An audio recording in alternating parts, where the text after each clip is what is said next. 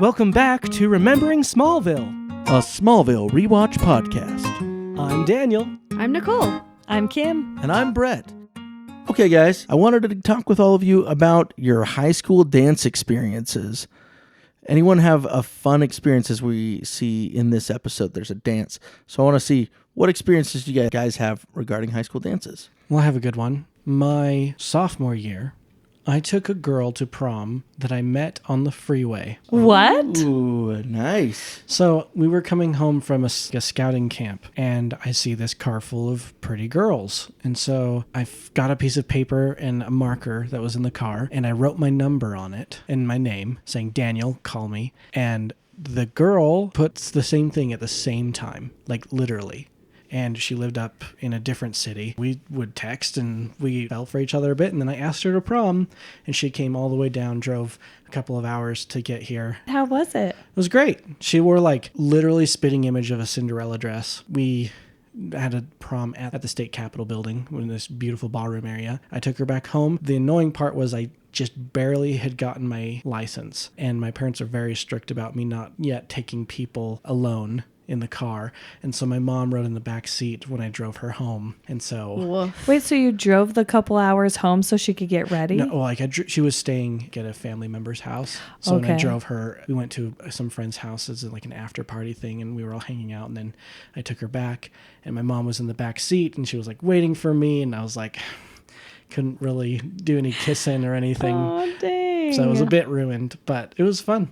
So that's my fun story. I love that. That's awesome. Okay, Kim, Nicole? Mine were fine. I had way more fun when I asked guy friends to go rather than boyfriends. I had one of my best friends go with me to Sweethearts, and that was a blast. But yeah, I always had way more fun going with guy friends than my actual significant other. Yeah, for me, we always did like big groups. So you were never asking a boy you liked, who in the friend group do you want to go to the dance with? And I'll go with them next time. And we all kind of took turns, and Oh, that's they would. fun. So like we all kind of had it dance who was going to ask you, and it was all about like the ask and the answer. I don't know how it is for you, dear listeners, at your houses and neighborhoods from your youth. Did you just walk up to someone and say, you want to go to a dance with me? Because that is not how we did it. It was a whole thing. So once it was a Halloween dance, my friend and I were told to just be together that night, hang out together, and everything will be fine. So we're at her house, the doorbell rings, there's a portable DVD player, and we push play. And it's like all creepy, like it's like this edited video of the guy who was asking me walking up to my front door at my parents' house, getting clubbed over the head and put into the back of a car. And then it cuts to her guy walking up to her door, trying to like knock on the door, but him getting clubbed and put into the back of a car. And it was like, come save us. And it was like a clue. And we had to drive up the canyon to like this abandoned, torn down building where we found another DVD. Then we had to go to some other creepy place, and we found another DVD. People would run out and chase us. I don't know how many people they had. I might have just been them and then driving ahead while we were watching the DVDs. It was terrifying, like Blair Witch stuff. We were in parks, we were in canyons, we were in unfinished houses. The one guy's parents were building a new house in a fancy neighborhood, so it was like all like plywood and stuff. Okay. And we like followed some like glow sticks up to the room and this closet door that was shaking. And then they murdered you. And then there was like screaming from the basement. So we ran them, and they were like tied up. Please go to the dance with us in glow sticks. Like, so that was like the funnest thing I ever did. That's amazing. But it had nothing to do with the dance itself. It was all about just like the getting there. Wow. So pretty Props to fun. those guys. Yeah. That's impressive. Well, my story's not that exciting. I was thinking about this one friend that I had. When I was born, I lived in this circle. My friend, it was this girl, she was born like a month later. So we grew up as neighborhood friends, and then we both moved away.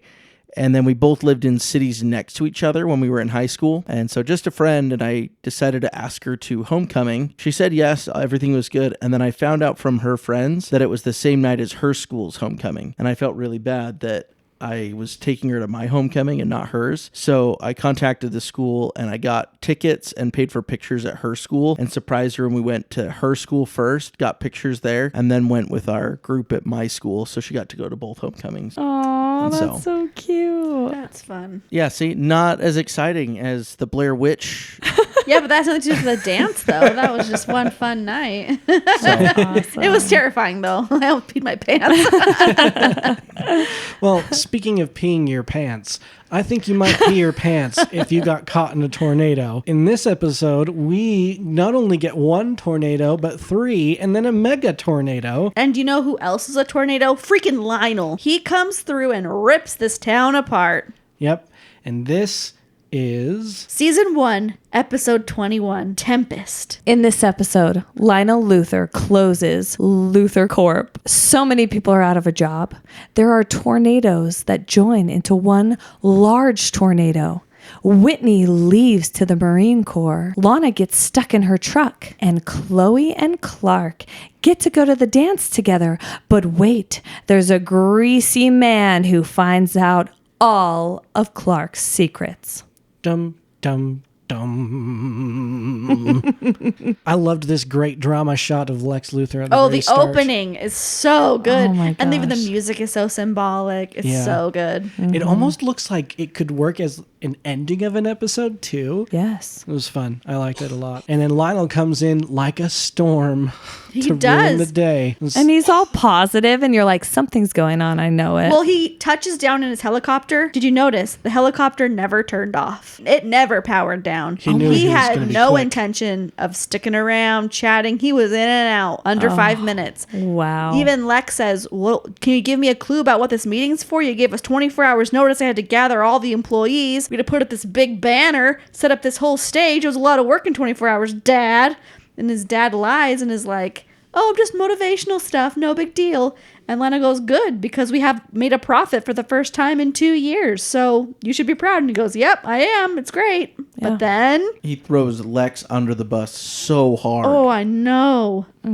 As he stands there trying to be the supporting son and employee, and he says, well, basically it's Lex's fault, none of you, but we have to close everything. Goodbye. And he doesn't even give them like 2 weeks right now. Oh, it's I closed. know. Yeah. Did you notice that like people were whistling? They were cheering for him because they were Yeah. expecting like a bonus. Like the Yeah. big boss is coming because we finally made a profit. Yeah. I thought that was weird too, though. Like how many people actually like Lionel Luthor? Or I think you'll kiss butt for anybody with the money. Yeah. It's true.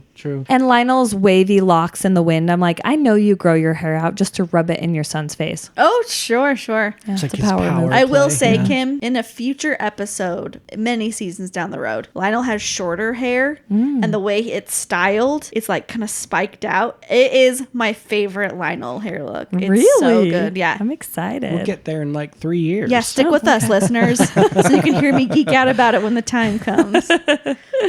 But poor Lex is so blindsided. And all those workers are so blindsided. It would be And so hard. they yell at each other, Lex and Lionel. He's like, you're doing this just because you want me to come back. And I said no. And he goes, you're freaking right.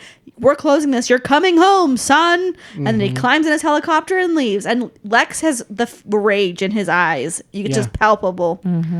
So good. He really hates his father in this moment. Yeah. Really hates him. Right. This next scene is quite the juxtaposition. With everyone in high school, everything's going just fine for the most part.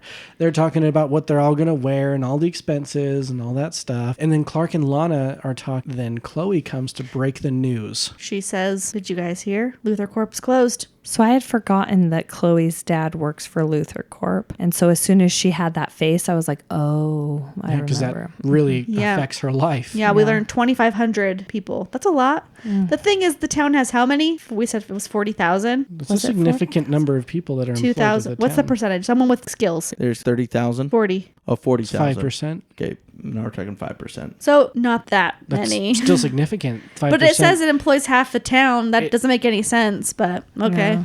probably half the people who live in town and not in farms. It affects half the town, but it doesn't employ half the they're town. probably the wealthiest people in town. Well, them. Chloe's dad being the main foreman's got to be making pretty good money. Well, and you also have to consider that's not families. Yeah. Right. So if we're talking population, right, you've got all the children, elderly, That still doesn't everything. add up, though. For the people that are employed in the town, 2,500 to 40,000. it's not there, but Doesn't it's a quite good add up. chunk. But that's So I have pretty a good. question. I feel like Luther Corp was new when Lex came to run it. I Well, think it's- it was it's a already there. plant. It was This already is- there. Okay. Luther Corp is a huge multi-business organization. Okay, so is a this plant. location. Yeah, this is just one Smallville plant. So Yeah, it was already there.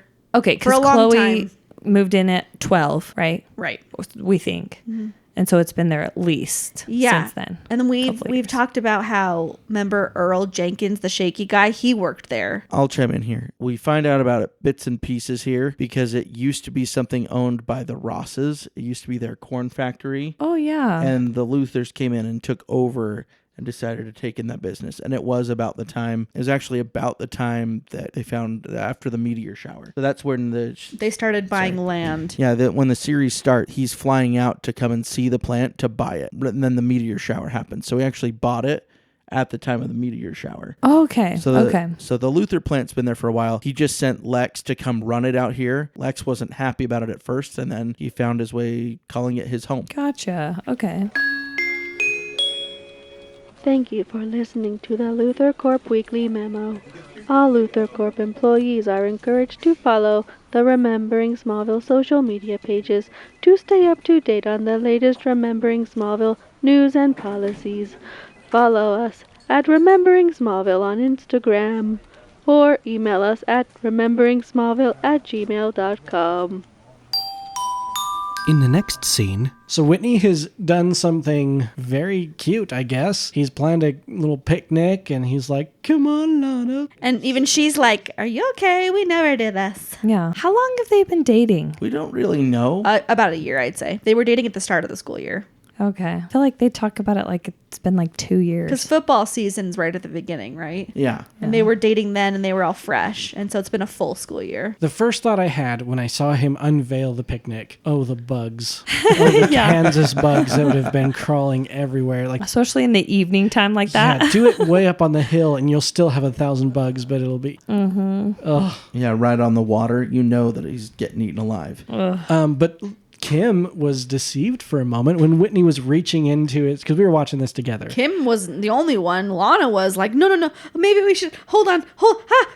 It's It wasn't a letter. a proposal at all. I wasn't thinking a proposal. I was like, is he giving her a promise necklace or A promise ring. because she's 15 or 16? Yeah. I don't know. By the way, we did find out that in Kansas, kids are allowed to get driver's licenses as early as 14 years old. It has been a heated contention of us. Yes. Nicole has especially insisted me. that since they can drive, they must be 16. Well, that's just because here, where we live, you have to be 16. So Nicole's been like, they have to be 16, even though they're freshmen, which makes no sense. So now all the plot holes go away and Nicole can calm the freak down. I never will. I'll always find something to freak out about. It's been a while since a Twilight reference, so Well, I'll find one. Yeah.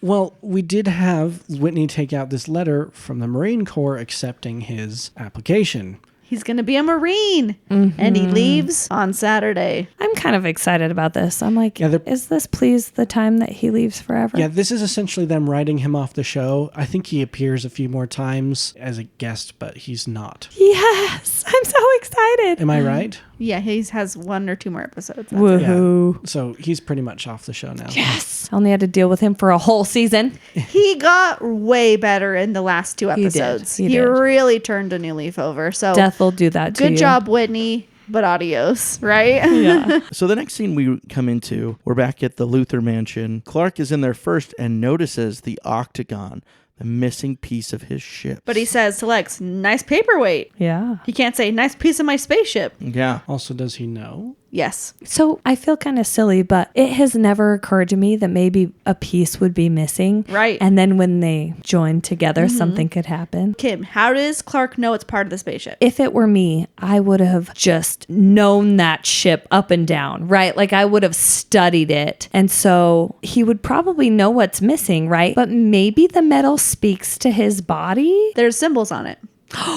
Really? That Okay, match the symbols on that little like SD card thing that he got in episode 1. I don't know what you call that little flat thing that Jonathan. Tablet thing. Yeah, Yeah. the same symbols. So they're matching symbols. I didn't catch that. They're beautiful. really small and subtle, and they like never bring attention to them, but Yeah. they're there. Don't worry. They will. Clark is concerned about everything with Lex potentially leaving. He's also trying to get to the bottom of it so he can maybe have something to tell his dad. And Lex tells him that the lesser of the evils is to act like he deliberately did it because there's nothing he can do. But it seems like Clark coming to see Lex in this hard time makes Lex really happy. He feels like, oh man, you're such a good friend. And he says it to Clark right before Clark walks out. Yeah. I always felt like this is the tipping point for Lex. Lex is considering just surrendering and going back to Metropolis and working for his dad. Nobody wants him there. He's not loved, not cared about, and he's just not feeling it. And then Clark comes and he goes, yep, it's worth it. It's worth it to stick around. Let me see what I can do. Yep, for my 15-year-old friend.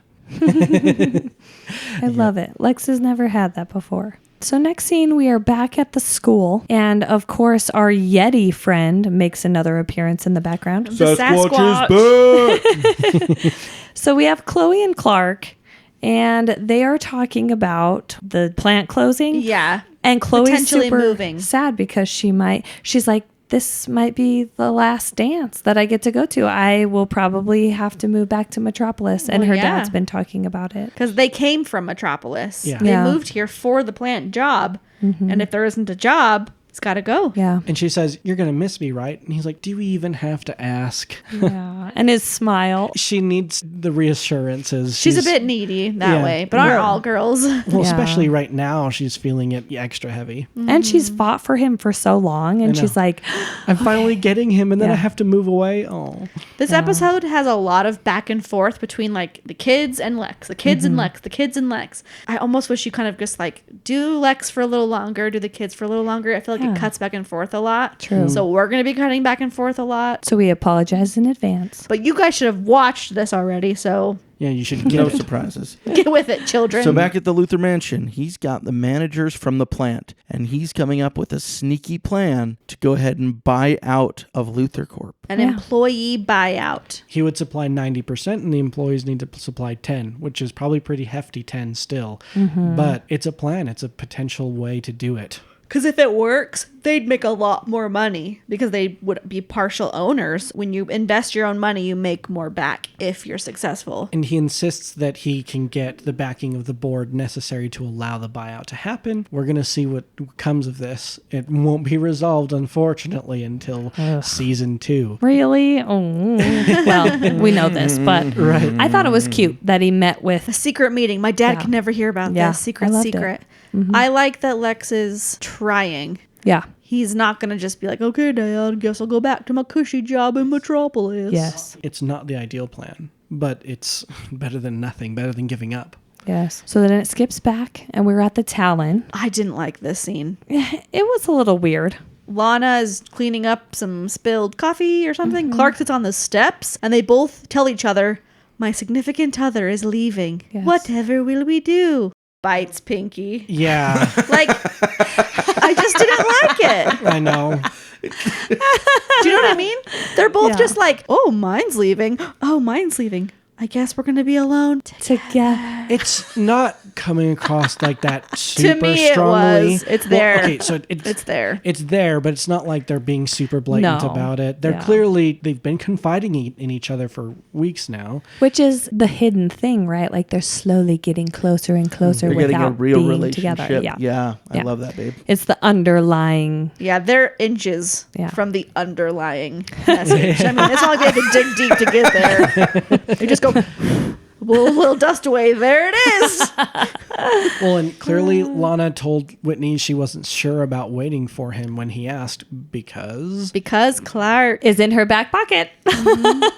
Hold on. I just have to call out. It connected for me a little slow, albeit. You literally just said wind. A little wind blows that to the surface. I'm so good at metaphors. Look at that. In this episode, a little bit of wind uncovers that priority. It's true. It's so true. If only it was only a little bit of wind.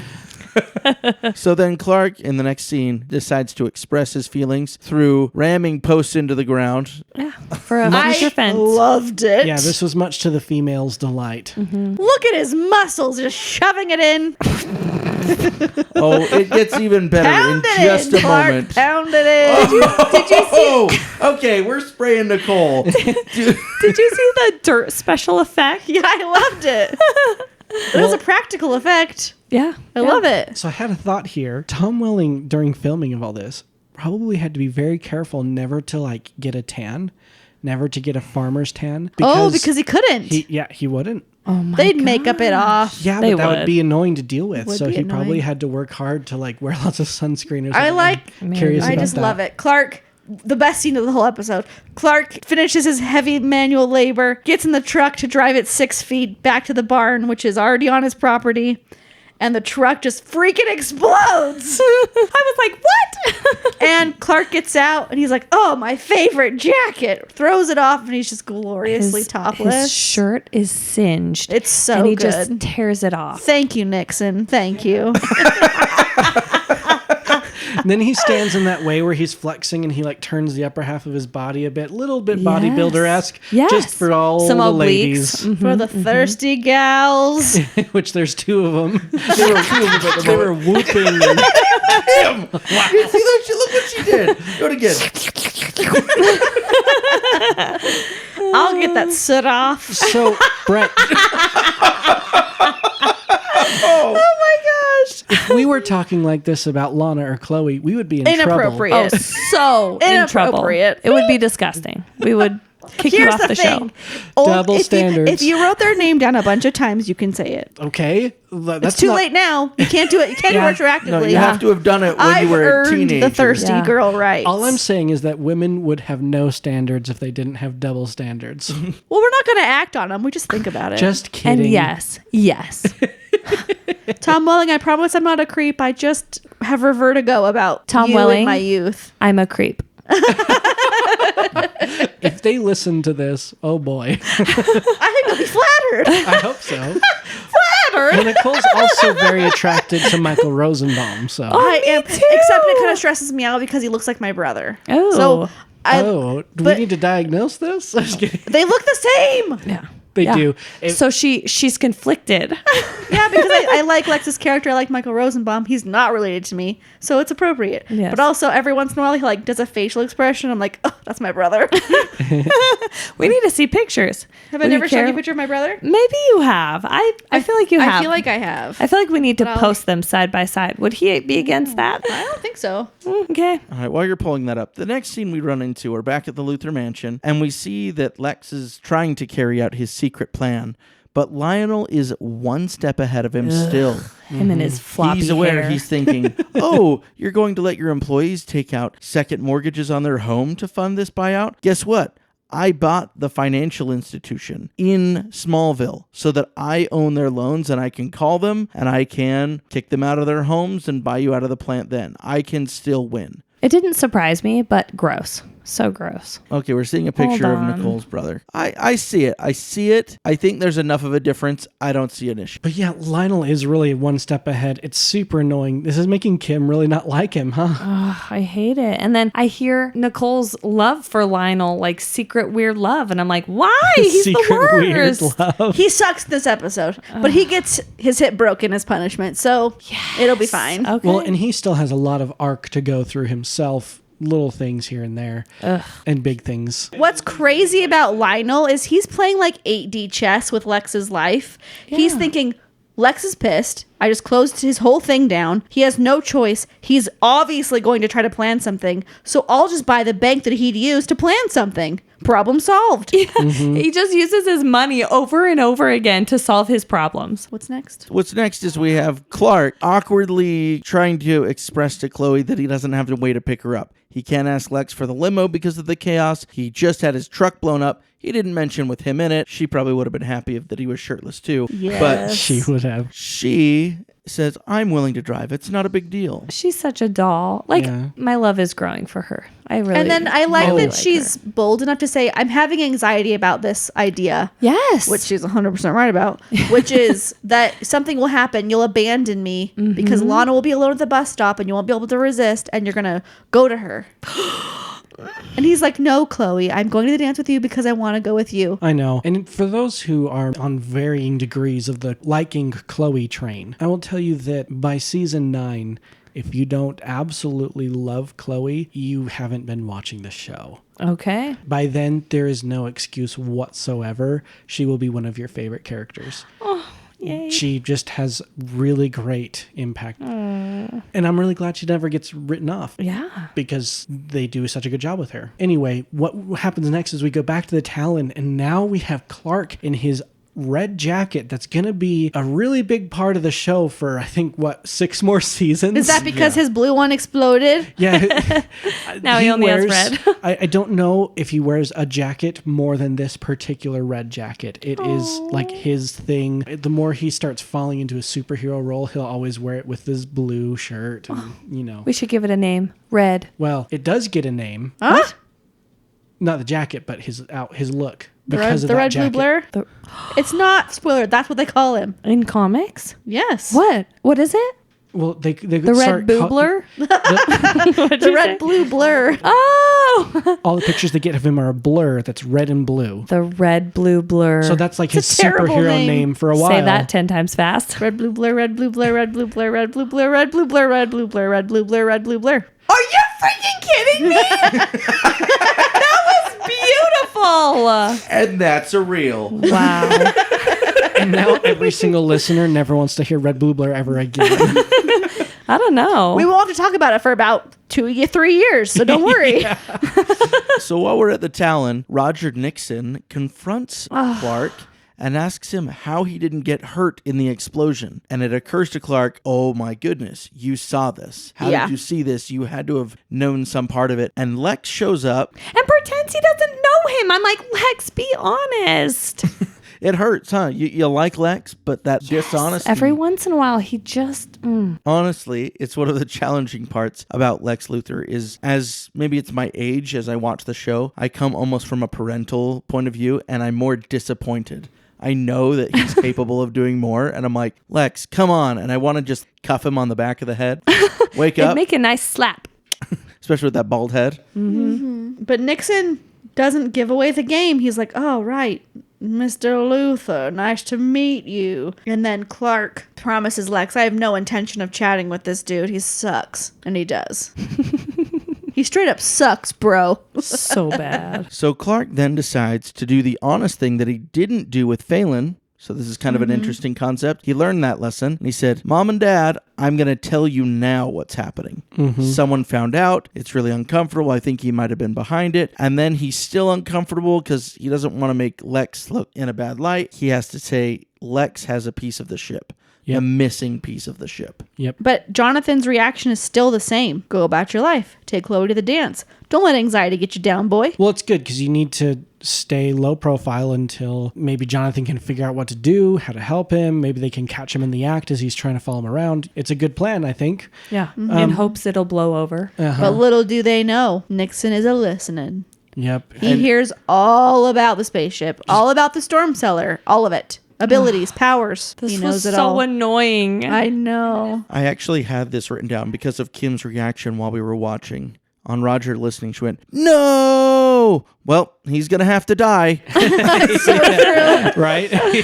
So true. Because we know we have a little while before the world knows anything about Clark. Yep. And because Nixon heard everything, he goes to the Luthor mansion and sets up a meeting with Lex. But while Lex is busy probably having a call in the conservatory, Nixon takes the piece of the spaceship, the Octagon. And in this confrontation, we know that Lex had assumed that the Kents were not linked to this potential spaceship. But that might blow up a little bit because of Nixon's interest and all this stuff that's happening. We'll see, I guess. He basically tells Lex, I'm going to get you some evidence tonight. His plan is to go to the Kent farm, get some evidence, and bring it back. And Lex can't really do anything because he's dealing with this other stuff. And so he's just like, you know what? If you're lying, you're going to feel it.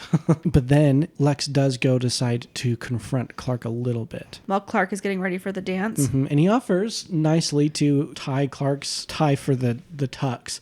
And he says, I've probably tied more of these than your mom.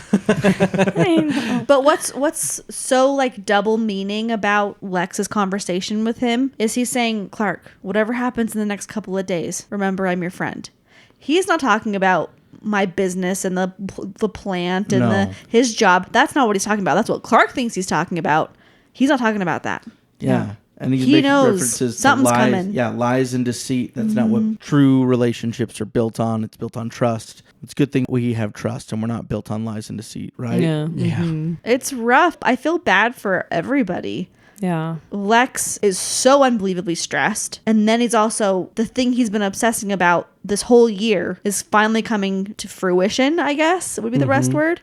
Meanwhile, work is falling apart. His dad stuff has just gotten so much worse. And now he's about to lose his best friend, but he has to know the truth. So again, and I'm not condoning lying by any means, but one of my favorite things of this show is comparing how the two handle the same situation. Because Lex is constantly hiding things and giving partial truths to Clark. And Clark is constantly hiding and giving partial truths to Lex. And the reaction for both of them, one is taking a bitterness approach, just getting further and further upset than the other. And the other is giving this forgiving approach and saying, I know you're lying. I'm giving you a chance. I'll continue to give a chance to tell the truth and be better. While the other one is growing more and more bitter about it. And so this friendship, even though it's a good friendship and we love seeing these moments, it's moments like this episode that we see that wedge is getting bigger and bigger in their friendship. So what we have to deal with next is the fun little time with Whitney and Lana. So Whitney is doing something nice again. He's talking to Lana there in the school and he says, let's go to the gym one last time. And you think, oh, are they going to go be naughty in there? What's going to happen? Nope. It's just that the dance is all set up and he has a chance to play their song and dance to it. I love this because he just whips out a CD.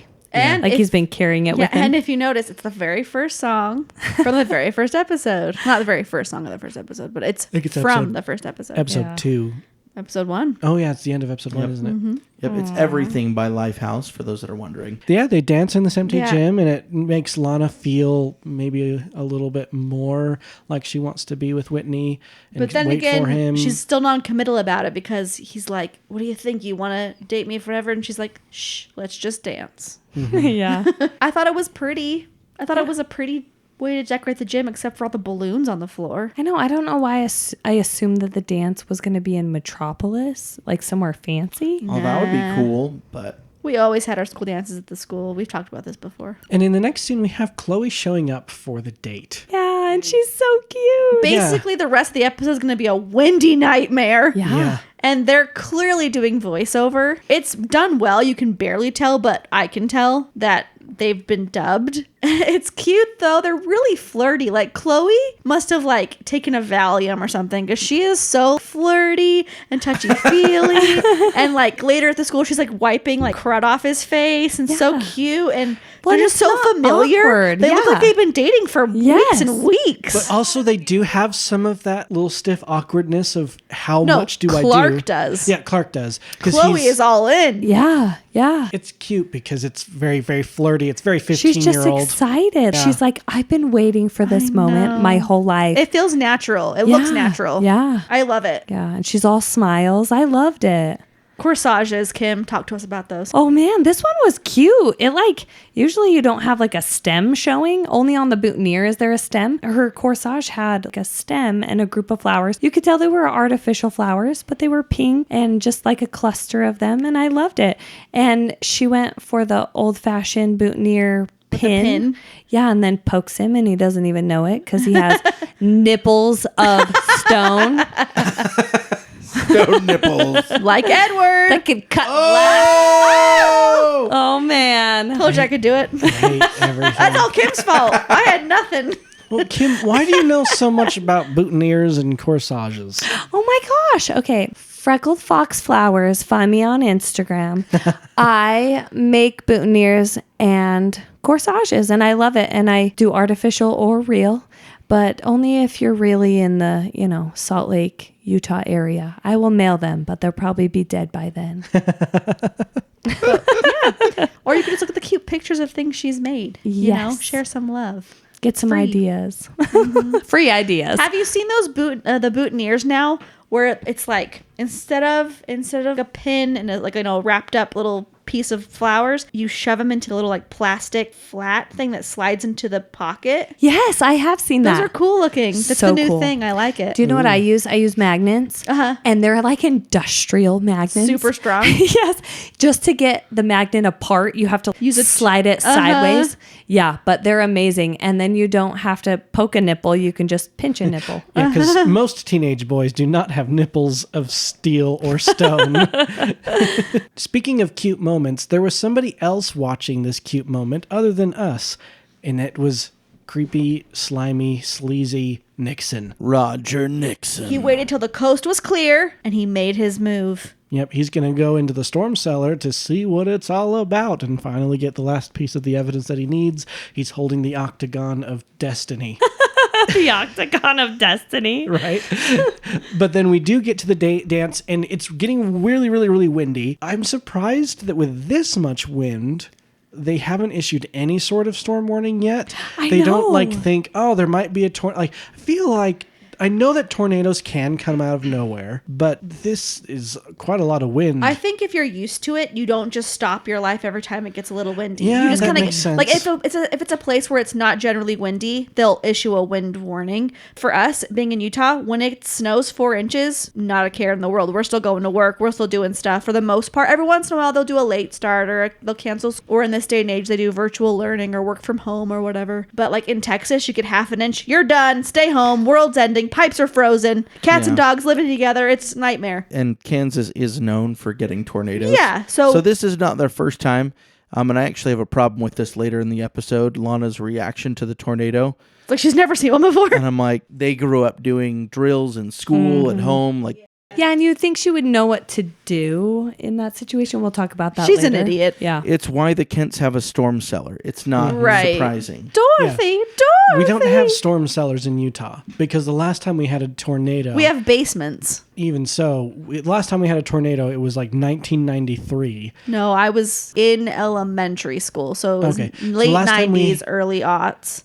And it was in Salt Lake, and it And one hurt guy 2 died. people. Yeah, it hurt. You know, it was pretty minimal, and we were miles and miles from it. Yeah, it's super rare for us, so we don't have to even deal with that. There's a weird moment here at the dance. Well, before the dance starts. So I made a big stink about this several episodes ago, where Whitney hasn't apologized yet. Now he does. Mm-hmm. He's finally growing up. All of this stuff has pushed him into becoming a better person, and he apologizes to Clark and then asks for the weirdest request. I hated it.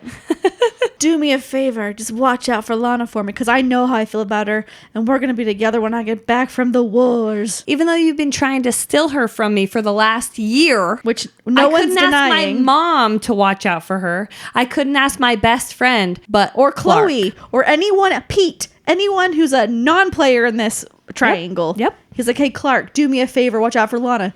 Yeah, I'll watch out for her. With I'll my watch out for her lips. with my telescope, with my heart, with my dreams. I will watch her day and night.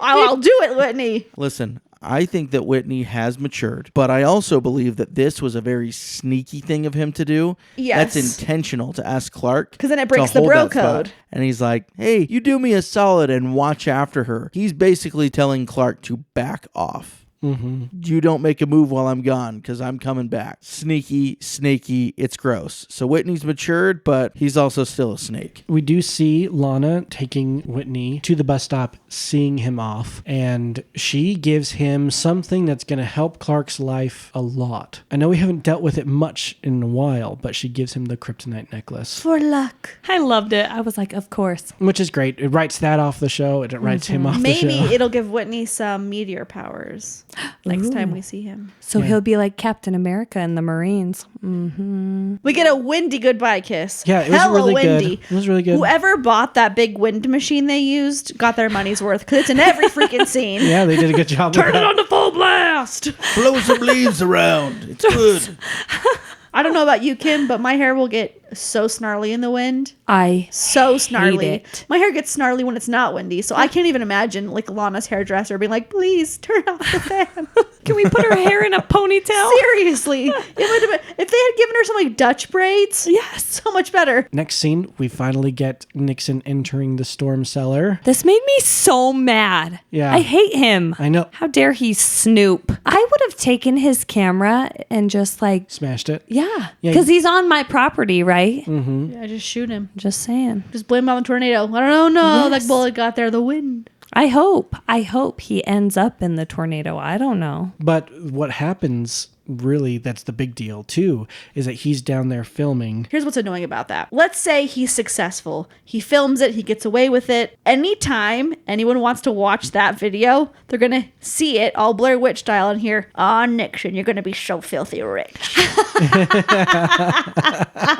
Like, don't monologue that moment. Don't like that makes you look terrible. Just be like, document it. Here I am. I'm in the storm cellar. There it is. That you can comp like, Nixon, I'm gonna be filthy rich. What an idiot. I mean, that's how I talk to myself. Good morning, Brett, you sexy animal. Let's go get rich. Exactly. Every morning he says that in the mirror. But we do get a happy thing for a moment right after this. We go back to the dance, and Remy Zero is playing at the dance. I the was actual so band. excited. Yes. And they're singing Somebody Save Me. Oh, such a great song. Background moments. Just look at all the women, girls, teens. All their dresses are identical in some way. Like Corset, they're tie like back. corset, so all their backs are open, but like with Yeah. tied together with crisscrossy And they're like ripped string. 2-piece dresses. Yeah, And they're all lots wearing- of purple. I know. Yeah. I never got to wear a dress like that. I'm just impressed that they all wore the same color to the dance. I know. That's some pretty good I mean, even coordination. Chloe was on color theme, except her dress was not like everyone else's. Which No. is typical Chloe. She doesn't conform, you know. Never has, never will. So then we see Lana driving back home in the storm. And Whilst Crying. crying. while crying, I'm also wondering, I mean, there's got to be a lot of trust here with this family. This is Whitney's family's truck. Like the third one they've bought for him this school year. Call me crazy. If my son, my child, was going to ship off to the military, Seriously. I'm not sending him with a 100%. girlfriend or boyfriend. I'm like, they You're can be not there. gonna That's be fine. there. Like I will be the there. mom is sitting at home holding her dead husband's handkerchief, her son's baseball glove, weeping uncontrollably while her antenna's blown off the roof. Nope. I'm there. But there's just the Yeah. whole like, don't even worry about it. I may never see my son again. You're his freshman girlfriend. You just take him and then So bring the truck stupid. back. So stupid. Small town trust, man. What a weird place. And she's very lucky that the flying object that hits the truck wasn't traveling fast enough to skewer her. The 4 mailboxes on one post. Yeah. Those can hurt you Yeah. real bad. She crashes Into a ditch again. And then crawls out because that's what you do. It's really, really windy, and she sees the world's worst animated 3 tornadoes. I giggled. Tres tornadoes. They look like water tornadoes, Yeah. but they couldn't possibly be. And I love that when you first see them, they're blue, and then the next time we see them, they're brown. Well, it's because Yeah. they've just barely touched it down, so they probably haven't picked up that much dust yet. Well, I don't like it. Well, you don't have to like it. I don't. We do go back again to the Kent farm, and Nixon is filming. The Kents need to retreat to their storm cellar because I guess the tornadoes are pretty Yeah, close. Nixon pulls out the magic octagon, and it's like jittering in his hand, and it's forced out of his hand, and it like magic codes like turn right, turn left, and Yeah. it goes into the ship, becomes one with the ship. I know. It's a problem, and then Martha and Jonathan show up, and Jonathan's like ready to kill the dude. Should do it. And Smash the camera. Martha's not letting him and fighting back against Jonathan. And it's like, bruh, he's got to kill him. Nixon runs out, and Jonathan follows. I'm not going to let him destroy this family. Yeah. And Martha's like, I'm staying. I have self-preservation. And then the ship opens up, and we don't get to see it. Glows bright, and that's the last we're going to see of it for the Gosh, you episode. guys, I'm dying. I'm so excited. I know. I thought it was gonna like fly at Martha's face. No. Maybe at the start of the next episode. Maybe. Hard to say. I guess we'll find out in a while. Yeah. And then we go back to the dance because, we've been really cutting, just like we said earlier.